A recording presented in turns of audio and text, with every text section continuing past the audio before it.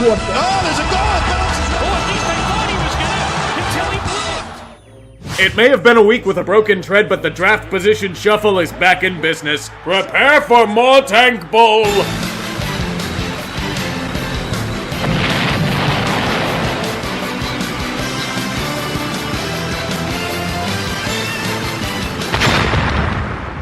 In fact, it's another rematch in the quest for the other number one, the first pick in the draft. At the very least, we get the rookie QBs instead of old man versus random guy off the street. As the Bills reached out for an early lead, they then had an epiphany. They understood the rules of the game. Even with a grizzled Jet squad who bathes in the tank, Buffalo decided that one more week of agony could subside. Thus results in a rather ugly game of football despite being close in score. The whole thing felt like more of a comedy reel. It's too bad Kelvin Benjamin wasn't around to join in the festivities. It may help, but there was one problem. The Jets were too desperate to stay employed. The tight end Herndon in motion. Here we go. 4th and goal. McGuire. And he is in for the Jets. New York may have butt-fumbled their own tank again. A top 5 pick potentially squandered for the foolish cause of job security. At the very least, Buffalo gets more predictable misery. They join the Jets in the elimination room.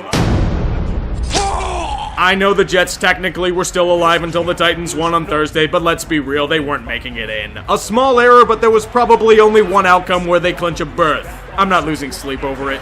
Come hither, children. Let us witness the wonder of the human butt fumble. And that pass is intercepted. Curtis Riley with a Giants touchdown. If you were to tell me that the Giants bribed him to throw the game, I would honestly believe you. The only thing I do is sit back and laugh at the delicious serving of karma for Dan Snyder and his shithole organization. You know it's bad when you're so horrible that you're benched for a guy that hasn't thrown an NFL pass since 2011. And he does a significantly better job than you. Not that it would have mattered since Washington was destroyed on the defensive side of the ball as well. It's so glorious, I'll double down. Football gods, deliver more of this beautiful karma to the Redskins. No, goddammit, I didn't mean him! That dude's already suffered more than Job. Less than 2 years ago, these teams were playing in the NFC Championship game. Today, they fight for another prize. Tank Bowl!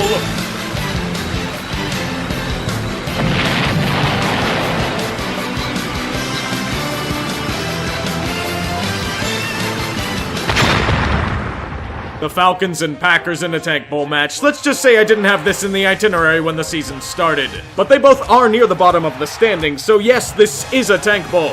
Green Bay still believes that they can make the postseason, so they crushed all opposition from Atlanta. But like the championship game, the Falcons claim the ultimate prize. Their season is unofficially over. Unlike Atlanta United, who's probably going to choke it away like usual. They won? I'm honestly surprised. Georgia and winning are a rare combination, and we have just witnessed it. It will comfort you for like a day, maybe 2, but I could be generous there. It appears that whatever the hell the Saints were afflicted with in Jerry World last week kept with them in Tampa Bay. Their offense has fallen into the void. Turnovers galore as famous Jameis plays landlord to his former bakery. The time has come to pay rent. As the repo crew comes to the door, New Orleans rediscovers the ability of offense and rides their horses to the front of the pack. The Saints swing their mighty hammer of momentum in the second half to beat their opponents to submission. The Bucs are defeated and, as a result, New Orleans wins the NFC South. I kinda figured this division would be more competitive. Guess that's what happens when the Falcons suffer a collapsed lung and the Panthers... well, they're in must-win territory now. They've spent too long coasting that they can't afford another loss in the grand scheme of things. Even in a dog pound like Cleveland, coming out on top is paramount. A critical game with both contestants neck and neck. Even as the Browns slowly start to slip away from their opponents, Carolina still controls their own destiny. Cleveland got fucked over by officials yet again on an extra point. It's a gimme for them on the goal line.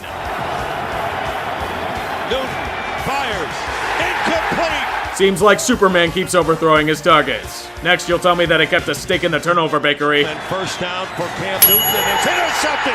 Another fucking overthrow? Really, Cam? Might as well piss away the season now. You're trying to get people fired, aren't you? With the Texans smoking hot and the Colts coming off an embarrassing loss to a team with no offense, it's do or die time for Indy. Unfortunately, can't choose the opponents, but playoff teams find a way to get it done regardless. Today, Andrew Luck and his Colts managed to do just that. Houston just had no answers for T.Y. Hilton. Even with Watson trying to keep them in the game, ill-timed penalties kept undoing them. The impressive winning streak is now history. No, Colts fans, this ride is far from over. You may be inconsistent as all hell and injured to shit, but you're deep in the wildcard hunt. The greatest challenges await. I will leave you to prepare. It doesn't matter the circumstances. It doesn't matter how good or bad either team is. The city of Miami is kryptonite to the New England Patriots. Something about the subtropic climate or Stephen Ross's inability to manage a football franchise seems to run them right off a ledge into the sea. Despite New England's lordship over their vassal, the game is uncomfortably close for the longest period of time. The defense really can't stop anything from Miami. Even Brady is screwing up by taking a sack with no timeouts to end the half. And then the cyborg misses a routine field goal. These lost points will not come back to haunt the Patriots. See, New England is starting to push away with the redemption of Gostkowski. All they have to do is coast to victory. Tannehill will throw it, and this will end it after the shovel, or will it? There's no way Drake's gonna get past Gronk? Miami running around, circling, oh look out! Gostkowski! Touchdown! Kenyon Drake! Oh, boo-hoo. The Patriots have to eat shit thanks to choking on Miami's food again. Quick, let me reach into my bag of fucks to give.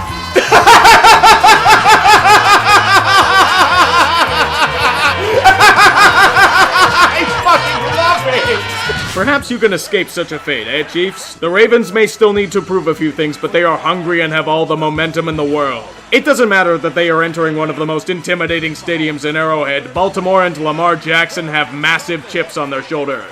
The only way to cure it is with a statement win. People may be shocked that Kansas City can't pull ahead, but I'm not surprised. Baltimore has looked like a different team with Jackson under center. Shit, they even have the lead with the Chiefs down for the count. 4th and 9. They're chasing after him. Mahomes in trouble, flings it across his body, and it's caught by Hall! Meet their high-end passing attack, Ravens. In fact, it's a blow on 4th down, get one free deal. It's Tyler Boyd all over again. It's going to be different, though, I feel it. They do blitz. They got the ball out! The ball is out. It's recovered by Houston. My God, it is the Bungles game. They've choked enough, Chiefs. Put them out of their misery. Harrison Butker's kick is wide of the mark. The NFL. Now 0 minutes without a botched field goal. Jesus, how many of these guys going to miss? Apparently not enough as a kicker in the NFL somehow manages to kick it through the uprights. I know I'm as stunned as the rest of you. Even with another RG3 sighting, the defense does just enough to allow the Chiefs to escape the maze. May you be rewarded with an official playoff berth. I'm more impressed that the offense has managed to stay consistently great instead of spotty. Will this be the year they finally break through? Or will full read consume them whole yet again? In these incredible clashes, we must go back to our roots and remember what's truly important to the NFL. Tank Bowl!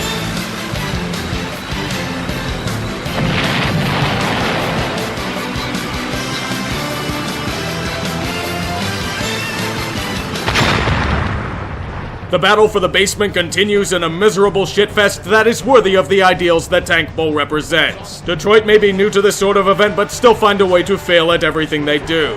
They were outmatched in all things tanking by Arizona, true veterans of such terrible affairs. I bet they even practice for such failure. It's the only way I can explain them being so unprepared and disheveled in football. As the Tanks roll on, the least surprising news reaches home. The Cardinals are out of the playoffs. Arizona, what you are hearing is the sound of your playoff contending window slamming shut on your fingers. Apparently, whatever competitive spirit you had left when Arians retired. Enjoy the arduous rebuild, boys. The Chargers should be proud. They are running free with a strong record and just produced their finest statement win in a very long time. They head back home to the confines of StubHub Center to the warm embrace of nothing? You'd figure there'd at least be more people in the stands for this sort of game. If this is still their fate, imagine what it would be like if they were bad. Fortunately, they are playing the Bengals, whom are near totaled and in the middle of an injury-fueled collapse. Even as Cincinnati played hard, there was just next to no chance of any sort of win. As the Chargers keep up with the Chiefs in the division, the Bengals only look at another wasted season and the inevitable reality. Marvin Lewis will not be gone. Hugh Jackson will still be here. Mike Brown will not die. This is truly hell. The Denver Broncos have been surprisingly impressive in this winning streak. They aren't the most talented team of the bunch, but they've played with dedication and desire. Things might be looking up for them. Forget everything that I just said. Apparently, that injury was the piece that caused the Jenga tower to collapse upon itself. Like paper mache in the rain, the entire team fell apart and disintegrated. And this wasn't against anyone formidable either.